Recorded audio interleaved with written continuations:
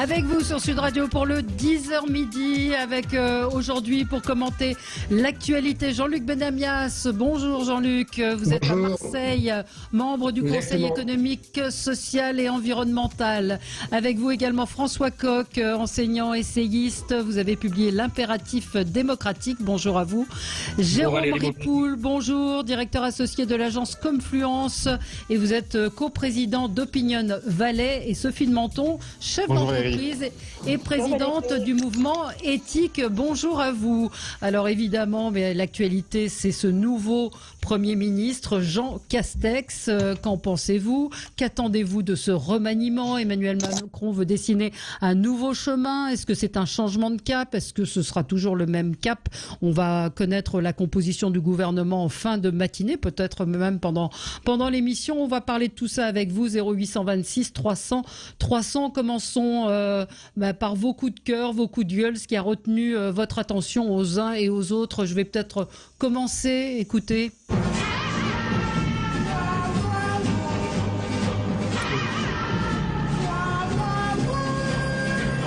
Voilà, c'est Ennio Morricone qui est mort à 91 ans. Vous l'avez entendu dans le flash à l'instant. Il avait composé parmi les plus grandes musiques de films. Donc voilà, un petit hommage en musique. Il était une fois dans l'Ouest. J'imagine que ça vous évoque à tous quelque chose, Ennio Morricone. Le désert, un cheval dans le désert qui court, les westerns, tout ce qu'on aimait, et c'est vrai qu'en plus c'est un très grand talent cette musique. Ouais. La cage aux folles aussi, je ne savais pas, moi je l'ai appris. Vous avez un souvenir les uns et les autres, Ennio Morricone?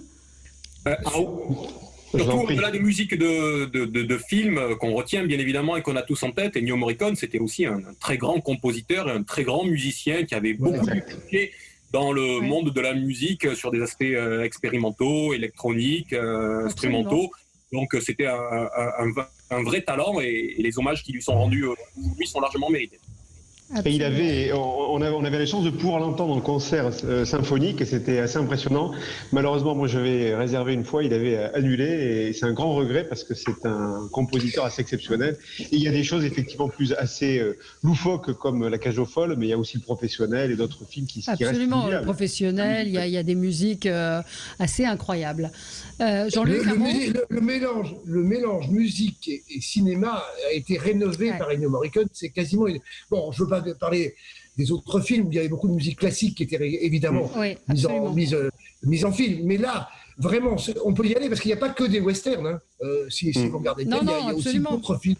Je pense que en tout cas pour ma génération c'était une surprise tout à fait sympathique. Pas la mort de Ennio Morricone.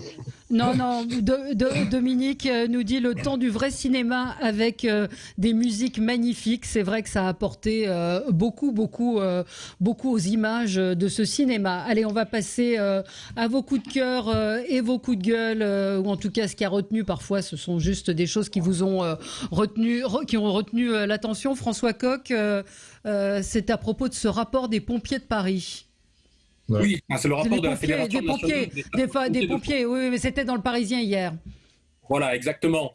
Et bon, c'est un rapport sur ce qu'on appelle un retour d'expérience par rapport à la crise du Covid. Alors bien sûr, il y a des critiques, souvent acerbes, et je ne me cache pas que ces critiques sont souvent faites sur le fond de la rivalité qui existe, la rivalité professionnelle d'une certaine façon, entre services d'urgence et entre le SAMU et les pompiers. Ceci étant, ce rapport fait son travail. Autrement dit, il critique ce qu'il a pu voir qui n'a pas bien fonctionné, notamment la critique des ARS, le sous-emploi des pompiers, le renvoi sur le 15, qui fait qu'à un moment donné, il y a eu une saturation de ce numéro et que les pompiers n'ont pas pu traiter des cas non Covid, et ça a sans doute généré des décès. Les préfets qui ont été court-circuités, les transferts de patients qui sont remis en question, et puis ce rapport propose des pistes. Bon, bref, ce rapport qui a été transmis au ministère de l'Intérieur est un rapport naturel, légitime, qui participe de cet exercice qu'on devrait tous faire au sortir de cette crise. Et moi, j'ai vu une levée de boucliers, finalement, quand ce rapport a été publié, comme si on ne voulait pas tirer les leçons de la crise, comme si on devait tous se ranger derrière ce qu'a dit Emmanuel Macron lors de sa dernière intervention télévisée, quand il nous a dit « La France a été frappée plus vite, plus tôt et plus fort que les autres pays. Et donc, fin de l'histoire, cette crise était inédite. Moi, je ne suis pas d'accord parce que je vois une résurgence aujourd'hui du virus un peu partout dans le monde. L'OMS nous met à nouveau en garde. Et si on n'est pas capable de tirer à chaud aujourd'hui les premiers enseignements et de les mettre en discussion, eh bien finalement le politique va encore se substituer à l'intérêt sanitaire et à l'intérêt général du pays et on court au-devant de grandes catastrophes. Donc voilà, moi ce coup de gueule, c'est plus sur cette réaction que je trouve finalement assez politicienne et corporatiste de certains, de ne pas vouloir que la lumière soit totalement... Des médecins du SAMU, effectivement, alors que les médecins généralistes, eux, sont tout à fait d'accord avec ce rapport. On y apprend que ces transports en train, c'était de la com', c'est ce que disent les pompiers. Alors évidemment, j'ai entendu certains médecins du SAMU s'insurger contre cela, sauf qu'il y avait des cliniques privées qui étaient vides, qui avaient de la place et qu'on ne les a pas accueillies. Oui, mais c'est vrai, Valérie, mais je suis d'accord avec ce constat, mais pour les pompiers bien sûr, mais je crois que le sujet n'est même plus de taper sur Macron, le sujet est de se dire que la conclusion, parce qu'on dit c'est de la com, etc. C'est pas le sujet c'est que c'est la faillite. Cette épidémie a mis en valeur la faillite d'un monstre technocratique. Je l'ai cité ici, Valérie l'a rappelé. Oui, mais vous pouvez le refaire si vous les avez sous les yeux. Je l'ai pas sous les yeux, mais il y avait 25, parce que je m'en souviens plus, mais 25 entités qui travaillaient là-dessus. Personne ne se coordonnait. C'est la faillite du système médical dans l'organisation de l'hôpital, dans la coordination, dans l'incapacité, je pense encore, enfin je le répète, mais qu'on pouvait acheter les masques dans les bureaux de tabac et pas dans les pharmacies, etc. Donc ça a dysfonctionné partout. Et donc, ce qui est extraordinaire, c'est que je trouve qu'on n'en parle pas vraiment de ce type de dysfonctionnement-là. Oui, je suis d'accord, le virus, c'est pas fini, mais oui, il faut en tirer les conclusions immédiates, mais c'est bien plus grave que ça. Il faut réformer la France. Et ce Premier ministre, on a beau dire que les territoires, etc., il a un objectif numéro un, c'est... c'est pas manager la France, ça marche pas. C'est une boîte qui dysfonctionne. On va en reparler, mais effectivement, il y a à peu près 10 agences ou 18 agences de santé différentes. 18, oui. Et moi, je ne décolère pas contre les propos de Roselyne Bachelot qui a maltraité, qui a été vraiment enfin, c'est ce qu'elle a dit est indigne à propos des médecins. Je suis d'accord. Ils attendaient pour leur livre les masques. Elle a dérapé. Elle était maquillée comme pour un... Pardon, je vais faire du délit de sale gueule. Elle a dérapé complètement et en plus, elle a quand même, dans cette histoire, une position qui est pour le moins bizarre parce que, excusez-moi, mais quand elle a pris le problématique de la grippe H1N1, elle a tout fait et elle a tout centralisé. Donc, on voyait bien que là, on était dans un État qui a porté, alors certes, qui a été peut-être... C'est vrai, mais il y a longtemps. Oui, mais d'accord, mais on ne découvre pas, quand on est Roselyne Bachelot, que la décentralisation, ça peut compter. Donc, je trouve qu'après attaquer les médecins en disant vous n'avez pas constitué des centres, c'est absolument ridicule et de la part d'une pharmacienne de surcroît qui sait très bien que même les pharmaciens eux-mêmes ne pouvaient pas constituer des centres. Ne pouvaient pas, ni n'avaient pas le droit de les vendre. Jean-Luc Benamias. Pour Roselyne, à revenir de manière aussi forte à la une de l'actualité par rapport à tout ce qu'elle a vécu, voilà, ça donne des erreurs au bout d'un certain temps parce qu'elle s'est sentie totalement réestimée dans l'opinion publique en général et politique en particulier. Mais je reviens sur les pompiers. N'oublions jamais que les pompiers sont dans un conflit. L'ensemble des fédérations de pompiers, syndicales et corporatistes, sont dans un conflit avec l'État par rapport à la reconnaissance et la reconnaissance de leur travail, que ce soit au niveau local ou au niveau national. Et donc on est là-dedans. Et ils ont simplement exprimé dans ce rapport toutes les complexités dans lesquelles ils étaient et le fait qu'on n'ait pas suffisamment pris en compte leur professionnalisme, qui est, comme chacun sait, absolument total. Voilà, il y a à prendre et à laisser forcément dans tout rapport de ce genre. On voit bien qu'il y a quelques petites vengeances internes, mais il est vrai que quand il dénonce le fait, on a tous vu ça. Je ne veux pas revenir, mais l'hôpital de campagne mis par les militaires, combien de temps cet hôpital de campagne a servi ? Je crois 8 jours, 10 jours, pas beaucoup plus. Je ne dis pas qu'il ne fallait pas le faire. Je dis qu'il y a eu des choses qui ont été faites qui n'étaient pas à la hauteur de ce que pouvait faire notamment l'ensemble des compagnies. Il y a une commission d'enquête qui va déterminer. Il y a des plaintes aussi, je crois. Oui, il y a plein de plaintes. Ça va pas être enterré, je ne crois pas. Je pense que François a raison. Il est hors de question d'enterrer un épisode comme celui-ci. Il faut en tirer les conséquences. Tirer les conséquences, mais pas en portant plainte. Commençons par nous reformer. On est incapable de se réformer. C'est fait, c'est comme ça. Il y a des plaintes. Il y a des responsabilités. Ça va permettre de planquer la réforme. Non, parce que la commission d'enquête, elle est aussi faite pour éclaircir les choses et voir ce qui a dysfonctionné, et les plaintes également. Sophie, c'est un coup de gueule ce matin. C'est un coup de cœur d'abord, avant le coup de gueule. Le coup de cœur, il est pour la gendarmerie et il est pour Mélanie, qui est une gendarme de 25 ans qui a été fauchée lors d'un contrôle. J'ai une immense admiration pour la gendarmerie et les gendarmes qui ont le secret militaire, le devoir ancré en eux. Un sens moral, et je voudrais donner un grand coup de chapeau à toute la gendarmerie. C'est pas du tout pour ça que je l'oppose à la police, mais ce que je trouve en plus, alors ça c'est vraiment un coup de cœur, et le coup de gueule, c'est que heureusement qu'il y a Teddy Riner qui ce matin a dit qu'il rendait un hommage. Elle s'est passée mais presque inaperçue. Je veux dire que imaginons qu'on ait renversé un jeune de banlieue, excusez-moi, il y aurait toutes les banlieues embrasées, des manifestations, des violences, et là voilà, c'est une gendarme dans l'exercice de son métier. Personne ne fait quelque chose à la hauteur des violences qu'on peut faire contre les policiers quand il y a par hasard un dérapage, parce que c'est bien heureusement par hasard et c'est pas régulier. Donc c'est à la fois un coup de cœur et un coup de gueule. C'est pas par hasard, c'est volontaire. Sophie, c'est quand même deux choses différentes. Non, je dis pas ça. Quand par hasard il y a un accident des forces de police, c'est pas ça ce que je disais.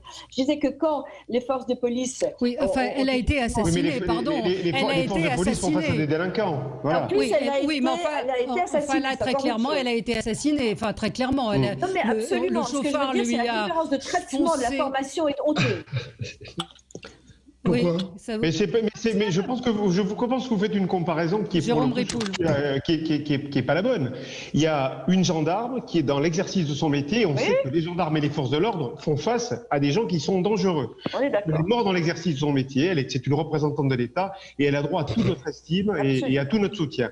Après, il y a des dérapages policiers qui peuvent exister et ça, c'est autre chose. Je suis d'accord. Je dis la même chose. Qu'il y ait une réaction effectivement, j'allais dire spontanée dans certaines bavures policières. Ok, mais je pense qu'il n'y a pas opposé l'un à l'autre. C'est deux situations. Je n'oppose pas vraiment. Je dis que. Non, mais c'est la réaction. Je pense que ce que voulait exprimer Sophie, c'est-à-dire que c'est quand même un assassinat abject de quelqu'un qui l'a volontairement fauché. Elle a eu, il faut le dire, et pardon d'être cru, mais les jambes arrachées. Donc vous imaginez la violence avec laquelle ce type lui a foncé dessus. Donc c'est vrai qu'on n'entend pas beaucoup non plus. Je suis d'accord dans ce sens-là avec Sophie, de voix pour dénoncer une certaine forme de délinquance. Voilà. Mais effectivement. Valérie, oui. C'est pas la première, malheureusement. Il y a eu ça aussi il y a quelques semaines où quelqu'un avait écrasé entre deux voitures et sur une moto c'était un policier, je crois pas un gendarme. J'ai bien vu dans la classe politique en général et en particulier des protestations généralisées quand même sur le côté. Oui.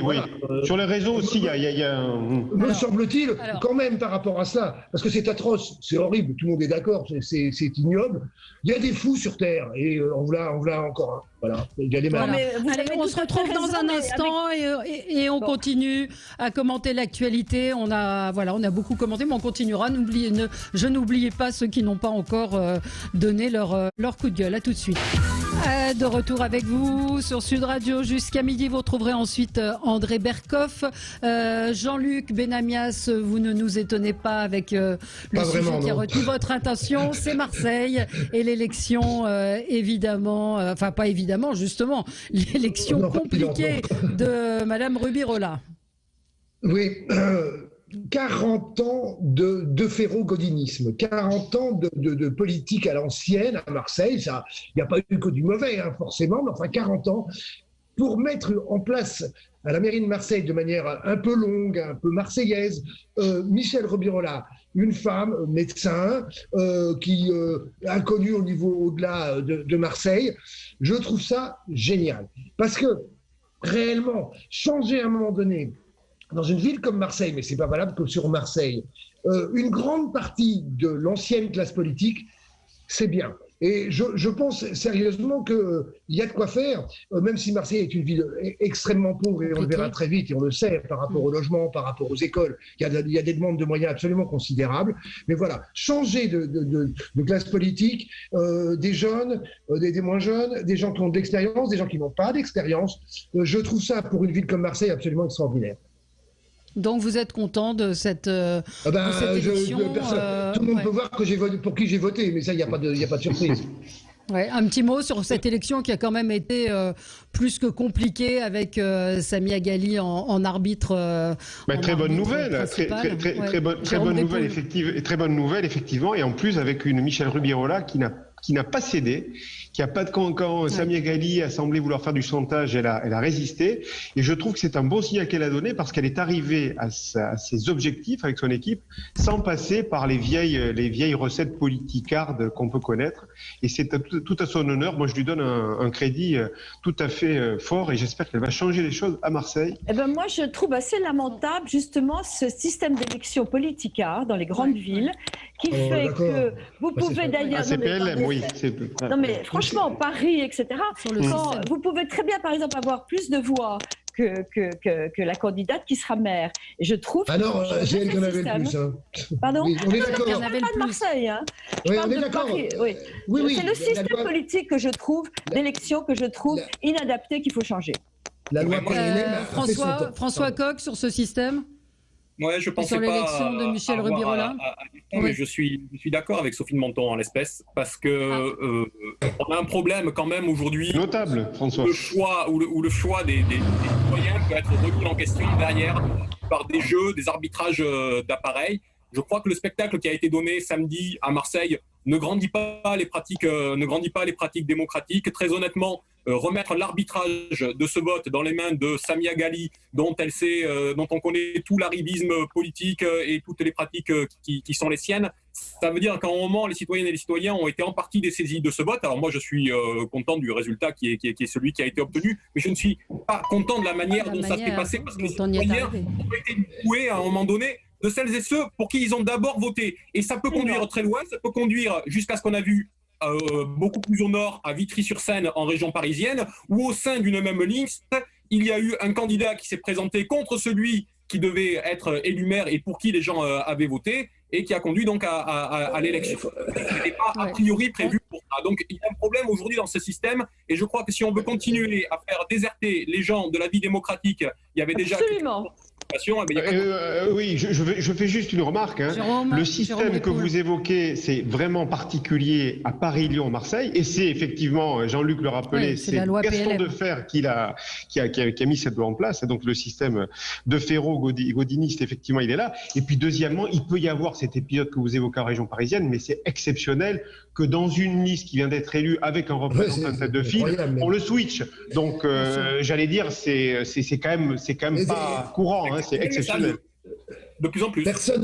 Personne n'a été volé de la victoire à Marseille, puisque le nombre de voix... Non, mais ça aurait pu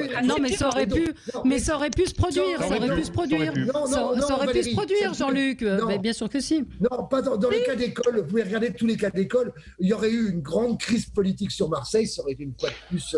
Mais ça ne pouvait pas se produire, justement. Parce qu'à un moment donné, le changement était tellement total sur cette ville qu'à un moment, on aurait été... Alors, heureusement, ça s'est terminé samedi. Ça a été un peu long, ça a été un peu cafouilleux.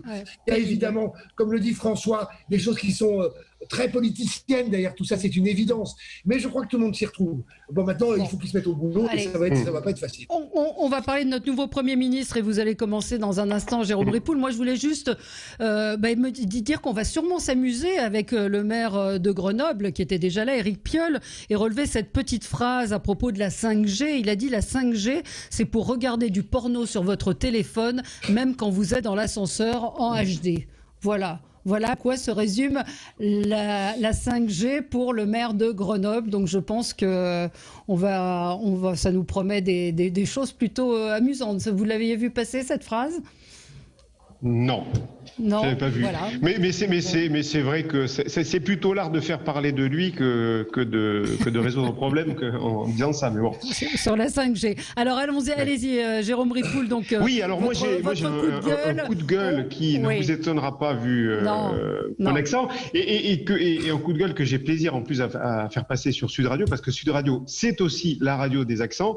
C'est ce phénomène de glottophobie, voilà. C'est la phobie des accents, et je trouve lamentable que beaucoup de commentateurs politiques s'attaquent à l'accent du nouveau Premier ministre, parce que si vraiment il y a un point sur lequel il ne faut pas l'attaquer, c'est cet accent. D'une part, ça prouve que c'est quelqu'un qui appartient aux élites et qui n'a pas changé son accent bien qu'il ait intégré ce corps. D'autre part, l'accent parisien, c'est parlé par 2 millions de personnes au maximum, parce que déjà en région Île-de-France, on ne parle plus l'accent pointu. Et d'autre part, que je sache, les tests de QI n'intègrent pas l'accent pour vérifier si on est intelligent ou pas. Donc vraiment, stop avec ça. C'est le retour des accents. À Marseille, Rubirola a son accent. Humic à Bordeaux a son accent basque. Et donc, je pense qu'on va se retrouver et voir que la France a plus d'accent que celui de Paris. Est-ce qu'on s'est vraiment moqué de lui? Oui, beaucoup sur les réseaux. Ah oui, ça il y a eu. Il y a eu beaucoup de moqueries, oui. Alors, parlons de ce nouveau. Je n'ai pas senti le Premier ministre avec un quelque accent que ce soit. Vous auriez pu, François Coq, avoir le même, absolument. Allez, on se retrouve dans un instant et on va parler de ce nouveau Premier ministre, Jean Castex. Que va-t-il changer? Qu'en attendez-vous? Est-ce que c'est un bon choix? Vous le connaissiez? Dans le Sud-Ouest, oui. Beaucoup le connaissaient. C'était le maire de Prades. Mais on va en parler, puis on va parler de ce nouveau chemin que veut prendre Emmanuel Macron. Est-ce que vous y croyez? À tout de suite. Avec vous sur Sud Radio jusqu'à midi, on est ensemble et on commente l'actualité. Nous parlons donc de notre nouveau Premier ministre qui est Jean Castex, qui n'était pas connu d'une très grande partie des Français. Un de nos auditeurs, ancien journaliste, me dit, je l'ai interviewé à plusieurs reprises et je peux dire que c'était quelqu'un d'extrêmement... je peux témoigner de sa grande gentillesse et de son goût du contact. Donc, qu'est-ce que vous avez pensé de son intervention déjà depuis au journal de 20h? Et que pensez-vous de cette nomination? Je ne sais pas qui veut commencer, Sophie de Menton. Alors, oui, sa première intervention m'a déçue, mais tout simplement parce que, d'abord, j'aimais bien l'ancien Premier ministre qui avait un certain charme, etc. C'était une intervention très difficile avec des questions auxquelles il ne pouvait pas répondre.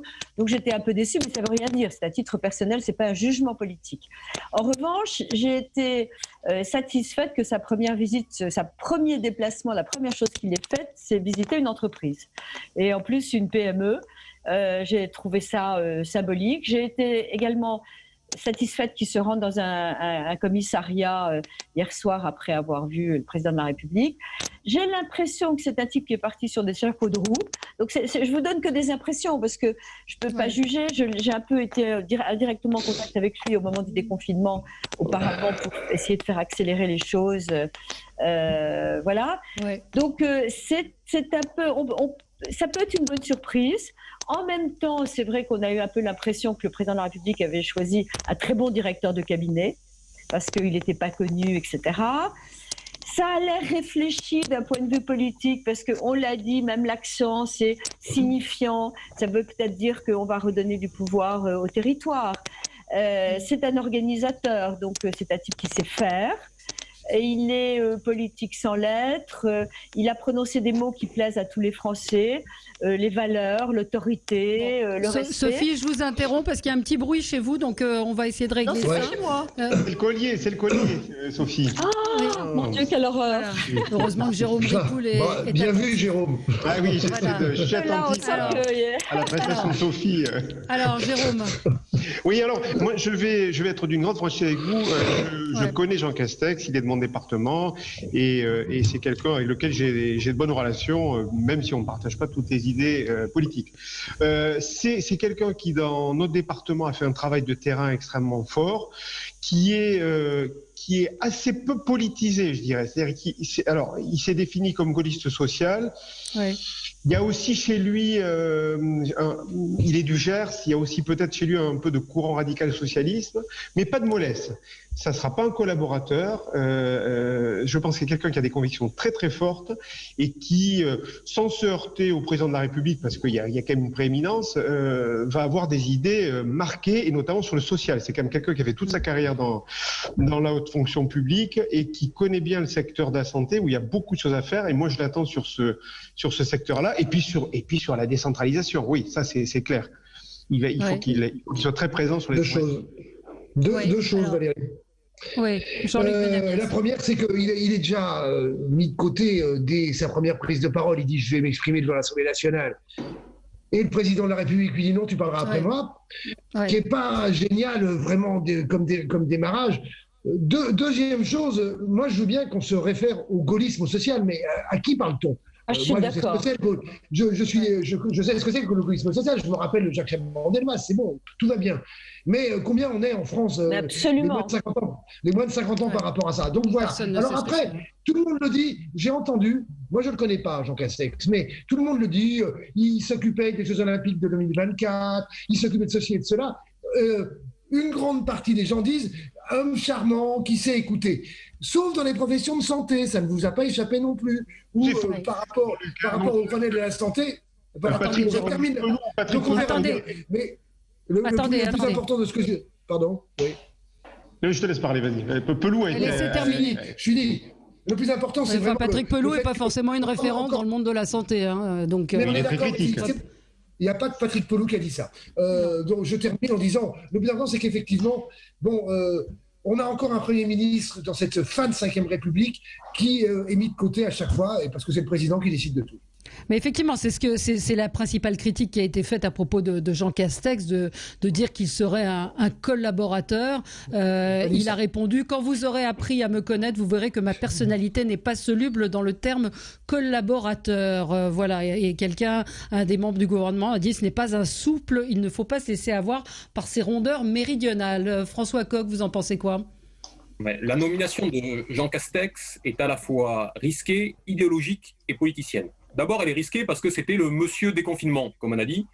Moi, je note que le déconfinement n'est pas aujourd'hui terminé. On est dans un moment d'instabilité du côté de la crise sanitaire. Jean Castex lui-même avait dit qu'en tant que monsieur déconfinement, il fallait éventuellement se préparer à un reconfinement, et on voit que les choses bougent dans les pays autour de nous, et peut-être même un petit peu dans notre pays. Donc il ne faudrait pas nous refaire une buzyn, c'est-à-dire enlever les gens au moment où la crise ou des situations compliquées sont devant nous. Ça, c'est pour la partie risquée. La partie idéologique, c'est que moi, je n'oublie pas que M. Castex a été auditeur de la Cour des comptes, qu'il a été président de la Chambre régionale des comptes d'Alsace, et que finalement, ce monsieur est l'un des applicateurs de l'austérité dans notre pays depuis des années, et que d'ailleurs, il a été mis à Matignon pour cela.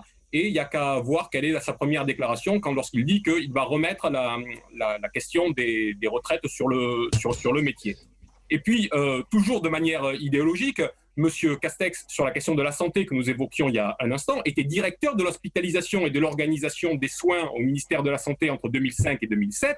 Et je suis désolé de dire que c'est le moment où la notion d'objectif à l'hôpital a été posée, où il y a eu la question de la rationalisation des coûts qui a été mise en place et qui a débouché sur la tarification à l'activité, qui a conduit à mettre l'hôpital en tension tel que nous le connaissons aujourd'hui, avec toutes les difficultés que nous avons connues ces dernières semaines. Donc, il y a là aujourd'hui un problème de fond et idéologique qui est posé. Et puis, il y a une question politicienne qui a été mise en avant par Emmanuel Macron.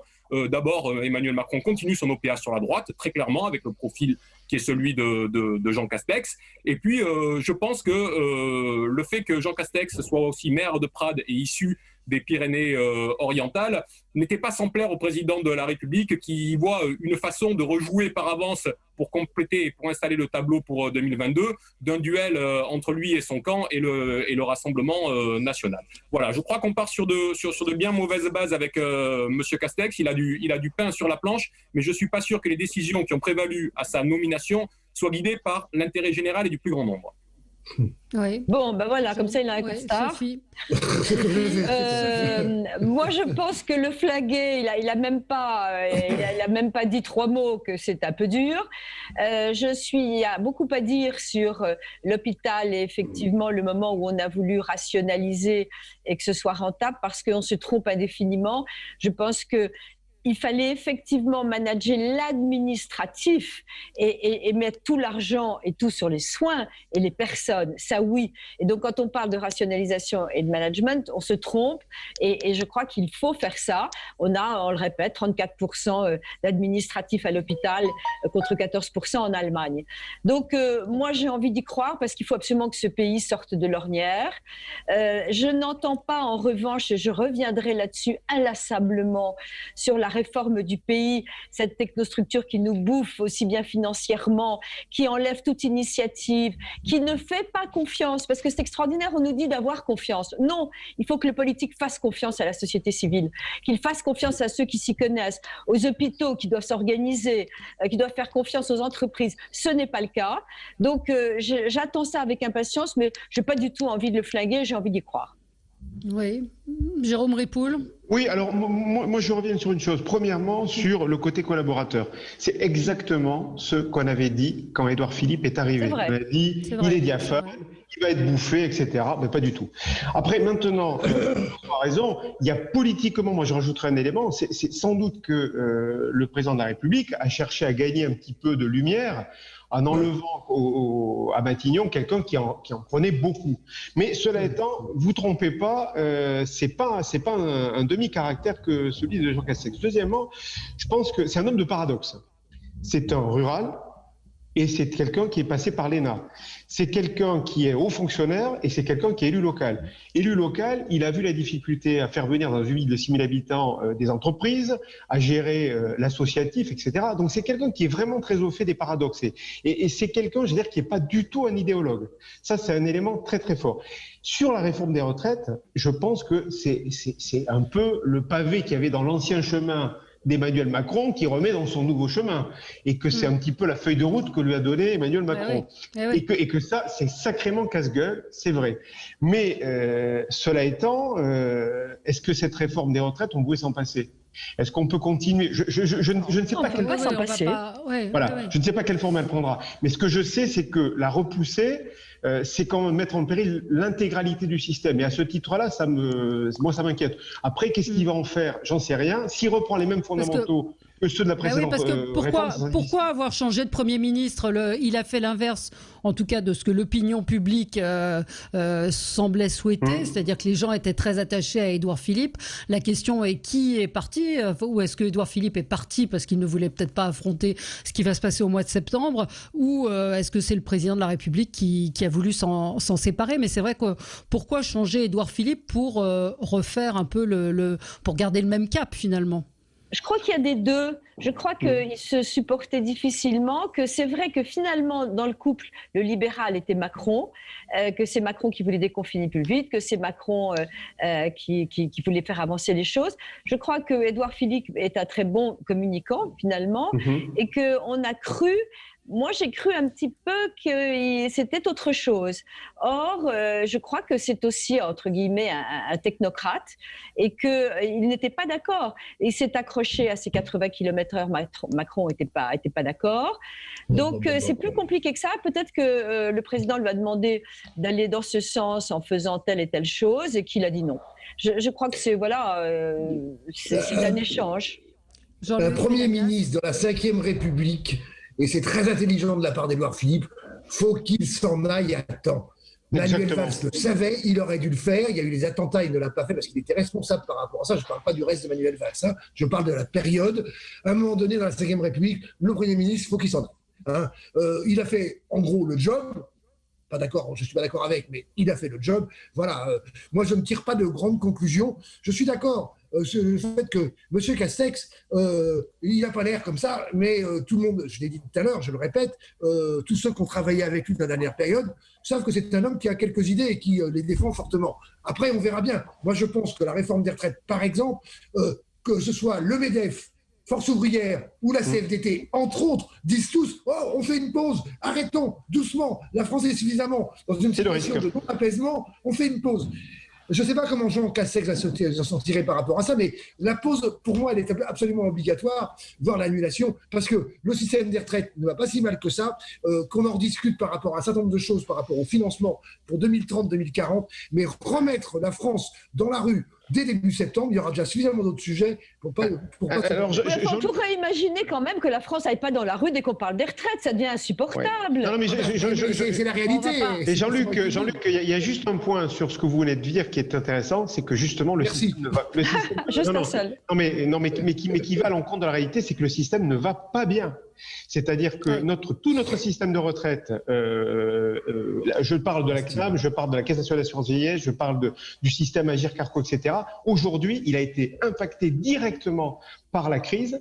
Moins de d'accord, ok, merci. Oui, non, mais ça veut dire que là, on va avoir à gérer dans les mois qui viennent une problématique de cotisation. Notre système, il ne repose pas sur de la capitalisation. Hein. On est d'accord, merci. C'est ce que les actifs amènent chaque mois qui permet de financer les retraites. Or, si on a 1 million de chômeurs, voire plus, sur le marché du travail, ça risque d'être très très compliqué. Donc après, je dis pas que la réforme sera bonne, mais je dis il faut y réfléchir et la faire. Telle qu'elle était partie, elle était mauvaise. Elle est très mauvaise, on est d'accord. Allez, on va marquer une pause. On se retrouve dans un instant. Les ministres qui vont partir, on les connaît à peu près. Ceux qui vont arriver, on ne va pas forcément faire de spéculation, mais est-ce qu'il va renverser la table? On y revient dans un instant. À tout de suite. Avec vous sur Sud Radio jusqu'à midi, vous retrouverez ensuite André Berkoff qui sera dans tous ses états et en pleine forme, j'en suis certaine, pour débattre et commenter l'actualité. Jean-Luc Benamias qui est à Marseille, membre du Conseil économique, social et environnemental. François Coq, enseignant et essayiste. Jérôme Ripoul, communicant, directeur associé de l'agence Confluence et coprésident d'Opinion Valley. Et Sophie de Menton, chef d'entreprise et présidente du mouvement éthique. Emmanuel Macron va-t-il renverser la table? Va-t-il surprendre avec son nouveau gouvernement? Vous savez que c'est le jeu préféré. Oui, c'est Jean Castex, mais enfin, faut pas se leurrer. C'est quand même le président de la République qui avalise les nominations. Donc, les ministres qui devraient partir, on imagine Pénicaud. Peut-être Castaner en même temps fidèle parmi les fidèles. Pardon, Jérôme Ripoul? Oui, Castaner, je pense effectivement que c'est un ministre qui devrait partir. On parle de Belloubet, on parle aussi de... je ne sais pas ce qui va devenir de Madame Borne, mais ça fait partie aussi des inconnus. La porte-parole du gouvernement, peut-être qu'on pourrait changer la porte-parole du gouvernement aussi. Ce qui est très étonnant quand même dans la période, enfin étonnant, non d'ailleurs, ça ne l'est pas du tout, c'est que y a un dégagisme qui s'exprime dans le pays vis-à-vis du gouvernement sans qu'il y ait d'attente qui ressortent vis-à-vis de la nomination du nouveau gouvernement. Moi, j'ai vu un sondage IFOP qui dit que 64% des Français souhaitent que Mme Belloubet parte. Très bien, ils ont raison. 72% des Français souhaitent que Mme Pénicaud s'en aille. Ils ont raison. 73% que M. Castaner dégage. Il ne pouvait pas avoir de meilleure idée. Bon, mais en même temps, il n'y a pas d'aspiration reconstituante, recréatrice, régénératrice, refondatrice dans le pays. Et tout ça n'est pas porté et ne peut pas être porté parce qu'au-delà, vous venez de le dire, Valérie, de la nomination du gouvernement, c'est le chef de l'État qui détient les clés. Et Emmanuel Macron a fixé hier, dans une série de tweets, là, un peu à la Donald Trump, c'est son nouveau style apparemment, les priorités du gouvernement. Et je vous lis les 3 priorités qu'il a fixées. Il a d'abord dit la refondation de la protection sociale et de l'environnement. Autrement dit, la question écologique pour lui se réduit à la question de la protection de l'environnement, ce qui n'est absolument pas le cas. Et donc ça veut dire qu'il n'a pas pris en compte ce qui s'est dit lors des municipales, notamment et surtout lors de la crise du Covid. De même que la refondation de la protection sociale qui passe par le fait de remettre la question des retraites sur la table, ce n'est pas une grande idée. Il a parlé du rétablissement d'un ordre républicain juste, très bien, et il a parlé, ça marotte, de la défense de la souveraineté européenne. Autrement dit, de soumettre l'indépendance stratégique de la France à Bruxelles et de contourner la souveraineté populaire. Autrement dit, de M. Macron est exactement la ligne qu'il avait avant. Pourquoi ce changement de gouvernement dans ce cas-là? Je crois qu'on est dans l'approfondissement de la crise et quels que soient celles et ceux qui seront nommés, eh bien, ils ne pourront rien y changer et ils seront toujours confrontés à un hiatus de légitimité vis-à-vis de l'opinion qui ne partage pas ces orientations. Et avec un État très fort, encore une fois. Sophie? Oui, j'écoute ça. Bon, de toute façon, quoi qu'il fasse, vous n'êtes pas d'accord avec lui, donc c'est déjà flingué. Bah, Mais vous non plus, Sophie. Non, mais moi, j'essaie de voir. D'abord, on vit une complexité terrible aujourd'hui. Tous les sujets sont extrêmement complexes. On voudrait tout et son contraire. On voudrait à la fois fermer un peu les frontières et c'est littéralement impossible. On veut relocaliser pour arrêter de rêver. Pour relocaliser vraiment, une entreprise a besoin de 2-3 ans. Ça a un coût tel qu'en ce moment, on est plutôt en train d'essayer de préserver l'emploi et de garder les gens qui sont là. On a envie de... l'écologie, il faut voir comment on s'y prend. Ça concerne à la fois l'agriculture, les villes, etc. Donc on vit un tournant je dirais, beaucoup plus important que tout ça, qui fait que, je veux dire, les attentes sont juste impossibles à satisfaire comme ça, d'abord, et en nommant un gouvernement, et il faut absolument que chacun prenne conscience aussi de sa responsabilité individuelle. Moi, je suis fascinée, j'ai très très peur du chômage qu'il va y avoir à la rentrée, de ce qui va se passer. C'est pas un ministre de l'emploi nouveau qui va arranger ça, et quand je vois que les gens sont pas encore rentrés au bureau et que ça a été le départ en vacances, excusez-moi, je suis un peu troublée, j'en suis réduite parfois à prendre des taxis juste pour les faire marcher parce que j'ai pitié des fils et des fils qu'il peut y avoir dans la capitale. Non mais c'est vrai. Et c'est très ancien régime ce propos là, Sophie. Je prends les taxis pour les faire marcher. Eh ben, c'est très ancien régime et j'aimerais bien que quelquevefois les gens soient assez ancien régime pour bosser. Non mais pour Sophie, aider, pour retourner au bureau, pour travailler plus, pour Sophie, se défoncer, pour faire marcher les restos. Non mais parce que on a besoin, on l'a dit, les économistes vous disent qu'il faut dépenser en ce moment. Non mais Sophie, vous avez raison, mais il y a un point sur le... Jérôme Ripoul. Vous êtes chef d'entreprise, moi aussi, et je crois que et l'un et l'autre, et nos amis aussi, sont volontaristes. C'est-à-dire que quand vous dites on ne peut pas relocaliser d'ici 2 à 3 ans, si, excusez-moi, si on a laissé partir notre industrie, c'est parce qu'on a eu des partenaires qui étaient assez stupides pour nous faire penser qu'on allait passer au tout service, et d'autre part qu'on a eu un État qui était très faible. Là où Castex cite beaucoup De Gaulle, et il a raison, c'est qu'il faut redonner à l'État de la stratégie. C'est-à-dire, c'est quoi? C'est éviter d'être surpris, éviter de ne pas avoir de vision à 3 ou 5 ans, et donc se dire, bah, écoutez, ok, parfait, les territoires, on redonne de la décentralisation, on redonne de l'initiative aux collectivités, parce que François a raison, il faut renouer du lien avec le local et donc faire en sorte que les gens puissent s'impliquer dans la vie politique active et puis juger nos élus. Mais d'autre part, il faut que l'État aussi soit capable de dire la ligne, elle est là. Non, la réponse est non. Les plans de relance, mais au nom de quoi est-ce que ces technocrates et ENA feront un plan de relance? Excusez-moi, excusez-moi Sophie, mais si aujourd'hui vous êtes pour la filière nucléaire, c'est pas c'est l'État, excusez-moi, c'est l'État gaulliste et l'État avant qui avait notamment avec Mendès France qui a posé les bases de la structure nucléaire. Qui après, mais ces sujets-là, oui. Qui peut après vous poser des questions sur le plan. Et je laisserai Jean-Luc en parler. Mais ce que je veux dire. Peut-être. Voilà, si tu veux. Mais ce que je veux dire par là, c'est que l'État, il a un rôle de stratège à jouer, Sophie. Et qu'à côté des chefs d'entreprise... Sur les vraies missions régaliennes, mais qu'il fasse confiance aussi, le plan de relance. N'oubliez pas que la France est composée de boîtes qui ont moins de 3-4 salariés, la moitié. Et je veux dire que je suis stupéfaite par les carcans qu'on met, les contrôles, le déversement d'un fric colossal. Donc vous comprenez les délocalisations. Et comment il fait? Il y a trop d'États. Il y a trop d'États. Heureusement qu'il était là, l'État, sur le... Oui, ça forcément. Alors, Jean-Luc, laissez parler Jean-Luc Benamias, qu'on n'a pas entendu. Je voudrais qu'on arrête de penser que la souveraineté européenne, telle qu'est l'Union européenne aujourd'hui à 27, peut exister en tant que souveraineté européenne. Ça n'existe pas. Il peut y avoir un certain nombre de pays européens mettant en place une souveraineté à quelques-uns qui fasse qu'on ait par rapport à un certain nombre d'entreprises, par rapport à un certain nombre de modes de production, des choses qui sont mises en commun. Mais à 27, c'est du baratin. Plus personne ne peut croire à ça. Ça n'existe pas. Il faut arrêter, quoi. Et donc, quand je vois le président de la République qui n'arrête pas de dire ça, mais il est soutenu par qui au niveau de l'Union européenne? Par personne. Regardez, le nouveau budget de l'Union européenne, très bien, allez, 1850 milliards sur 6 ou 7 ans, très bien. Il y a 500 milliards de plus que le budget généralement adopté par le Parlement européen et le Conseil européen. Très bien, mais arrêtons, parce que moi je crois que si on parle de souveraineté, d'abord ce terme-là n'est pas terrible. Moi je parle par rapport notamment à l'alimentaire et par rapport à l'agriculture, je parle d'autonomie autonomie alimentaire, du fait d'être en capacité en France et dans quelques pays d'être en autonomie alimentaire sans passer par les accords commerciaux internationaux qui sont tous à revoir, non pas de A à Z, mais de A à W, c'est clair et net. On le sait, Mercosur, tout ce que vous voulez. Oui, pardon. Mais qu'est-ce qui va changer avec ce nouveau gouvernement? Je crois à ce niveau-là que Emmanuel Macron, qui, je le répète, décide de tout, il n'y aura pas grand-chose qui sera changé. Je pense que M. Castex, à ce niveau-là, est plus terrien, si vous voulez, beaucoup plus ancré dans la vie politique hexagonale. Ça, c'est sûr. Mais pour le reste, est-ce qu'il aura les moyens de... Je ne le crois pas. Attention à ce que Jean Castex ne soit pas un prétexte pour aller au bout de la logique d'Emmanuel Macron, qui est celle de la monarchie présidentielle. On a beaucoup dit que M. Castex, de par ce qu'il est, de par la manière d'où il vient, de par ses mandats précédents, allait être un lien et allait devoir poser une nouvelle étape de décentralisation.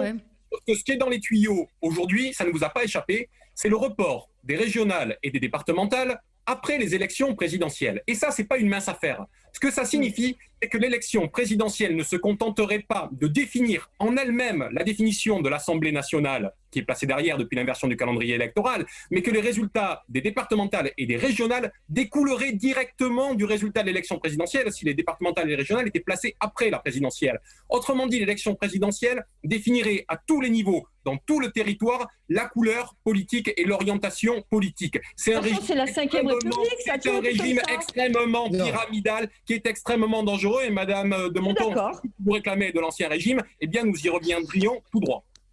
Écoutez, en tout cas, je pense que, ancien régime que je suis, je pense que la 5e République, on a donné, et que ce qui a été épouvantable, c'est le calendrier qui a été inversé et le quinquennat. Donc, parce que les élections se chevauchent, mais ça va, c'est très mauvais, je suis assez pour le changer. Mais c'est ce que vient de dire, François Coq est tout à fait juste. Jérôme François, c'est vrai qu'effectivement ces hypothèses ont été posées.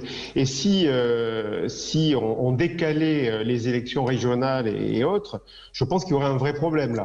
Moi, je vois pas, sauf circonstances sanitaires exceptionnelles, je vois pas comment il pourrait effectivement tout faire découler de l'élection présidentielle.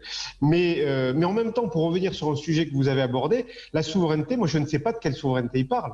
Est-ce que c'est la souveraineté politique? Est-ce que c'est la souveraineté économique? Et effectivement, Jean-Luc a raison, la souveraineté à 27, ça n'existe pas. Donc peut-être, il y avait quand même dans l'idée de Macron de revenir sur une souveraineté des États fondateurs et de ceux qui étaient les plus impliqués dans l'Europe. Et ça se pose comme question. Hein, non, lui, il parle de souveraineté à Bruxelles, clairement. C'est une délégation. Non, ça je crois pas. Si, j'ai étudié, j'ai écrit un livre sur lui, je vous invite à entendre tous ses discours depuis 3 ans. Il a perdu beaucoup de soutien au niveau européen, M. Macron, par rapport justement aux historiques de l'Union européenne. Il n'a pas réussi à les avoir derrière lui, contrairement à ce qu'il pensait.